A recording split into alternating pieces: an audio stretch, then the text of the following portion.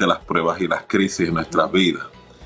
Y esto es un elemento bien importante porque muchas personas, ¿verdad?, que buscan ayuda, tanto a nivel pastoral en sus iglesias, a nivel de terapia, en nuestras consultas, uno de los mayores dilemas que sufren es: ¿por qué Dios permite esta crisis en mi vida?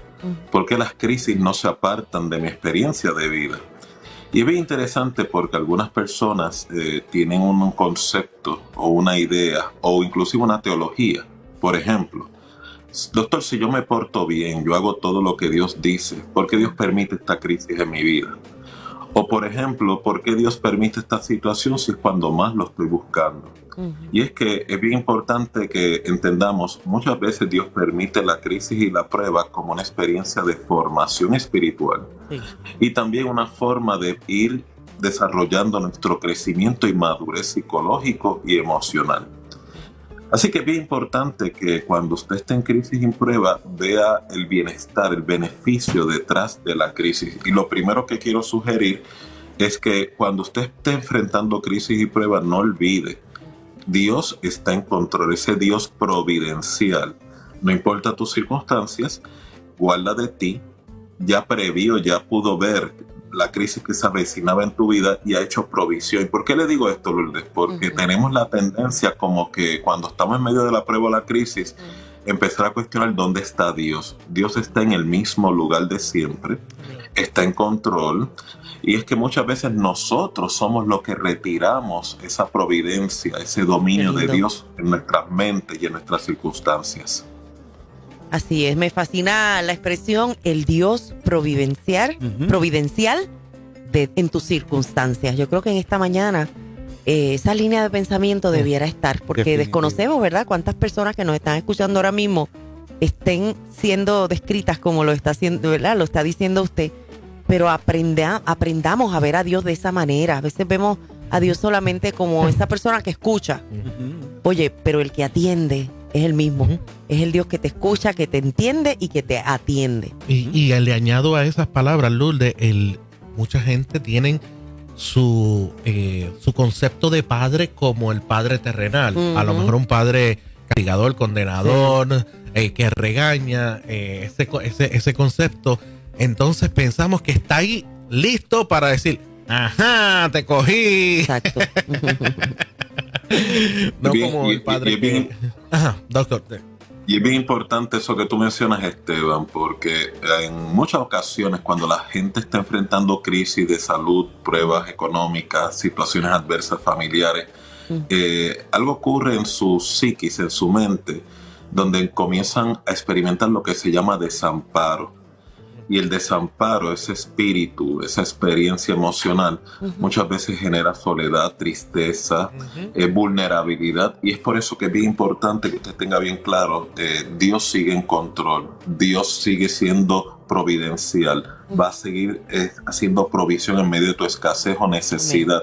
Y es donde en estos momentos o esos episodios, donde no por nuestras palabras, sino por nuestra conducta, nuestras elecciones, es que vamos a evidenciar dónde nos encontramos en ese crecimiento espiritual. Otra área bien importante es la actitud. La Biblia habla en Santiago que es bien importante que estemos en una actitud de gozo cuando estemos en diversas pruebas. ¿A qué se debe esto? Porque lo que he visto en mi experiencia, cuando estamos pasando crisis y adversidad, el yo permitir empezar la queja, empezar el malestar, comenzar, ¿verdad?, a dudar, a alimentar la ansiedad, significa que no solamente tengo la crisis fuera de mí, también estoy permitiendo que la crisis se internalice dentro de mí.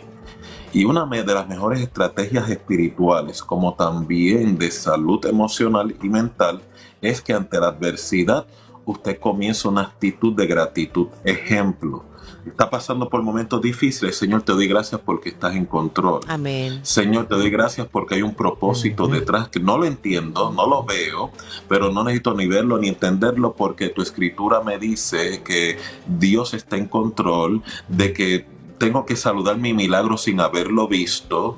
Y no solamente eso, la fe me demanda andar por fe, no andar por vista. O sea, nuevamente, estoy adiestrando mis sentidos, estoy adiestrando mi percepción, estoy adiestrando mi actitud para que cuando esté en medio de la adversidad pueda manejarla de una forma que no altere mi funcionamiento como persona. Hay mucha gente que de verdad profesa tener una fe adecuada en Dios mientras sus circunstancias no se alteren. Realmente, cuando tus circunstancias se alteran, es donde se evidencia dónde espiritualmente usted se encuentra. Así que no entre en disputa con Dios, sino en una actitud de desarrollar, que es lo próximo que quiero orientar, de humildad. Aceptar de que separado de Él nada puedo hacer, de que Dios está en control y de que voy a saludar mi milagro de lo lejos sin haberlo visto, porque esta es la actitud legítima de la espiritualidad y la fe verdadera. Doctor, esa gratitud, que lo veo como un nivel de demanda bastante alto de parte de Dios para nosotros, tal vez tan similar a la demanda de mantenernos en santidad, el poder tú entrar en un estado de gratitud, de agradecimiento en medio de una prueba, conlleva previo a eso una aceptación de que estamos en una prueba y de que esto es lo que estoy pasando en el momento.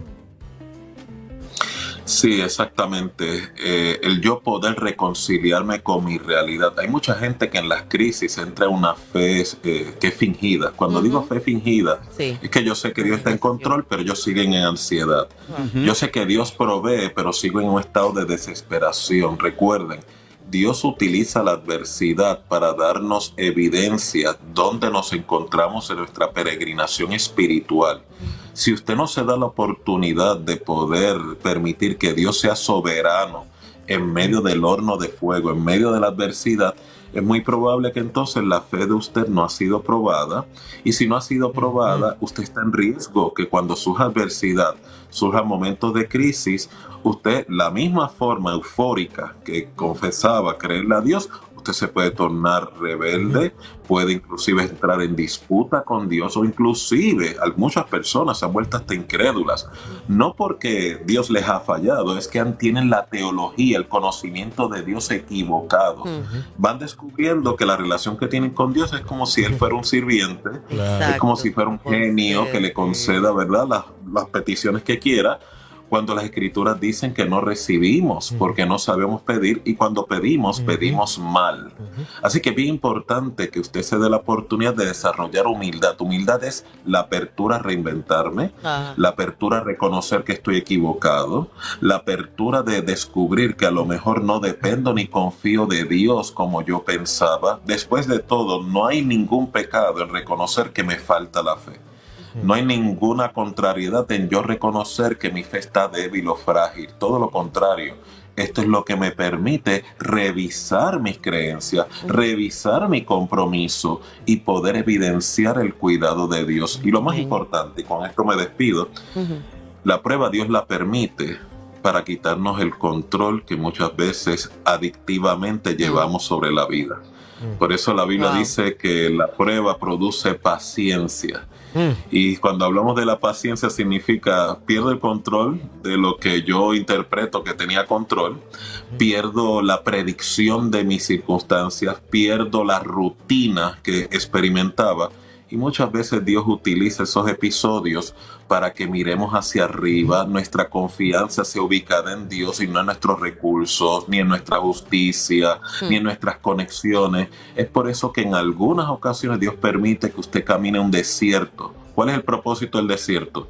Para fortalecer ese vínculo personal con Dios, no para que usted se rebele, no para que usted entre en cinismo ni sarcasmos espirituales, sino que desarrolle una conexión más íntima, una conexión de más dependencia que eventualmente se va a traducir a lo que la Biblia llama una calidad de vida, vida y vida en abundancia. Doctor, usted mencionó algo que para mí lo veo constantemente, lo veo en mí, lo veo en mis hermanos cristianos, no estoy hablando de la gente secular. A veces permitir que Dios sea soberano dentro del momento de fuego, o sea, dentro del momento de la situación, Eso es un proceso muy complejo, pero es muy real. A veces nosotros no permitimos que Dios obre en esos momentos. Incluso pensamos, he escuchado gente diciendo, oren para que Dios sea justo. Como si Dios a veces no fuera justo.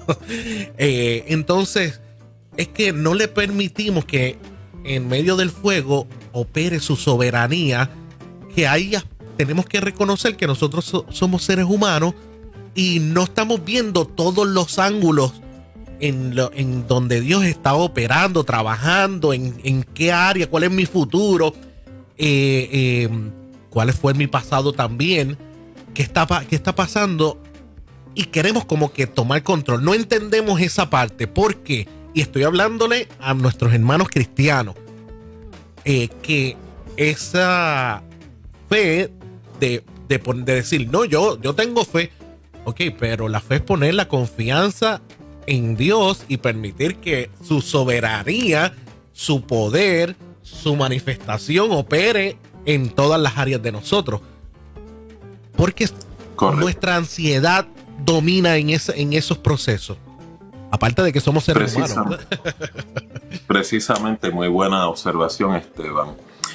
Actualmente tenemos una crisis a nivel social y mundial de que llamamos fe lo que son estados de ansiedad, estados de incredulidad.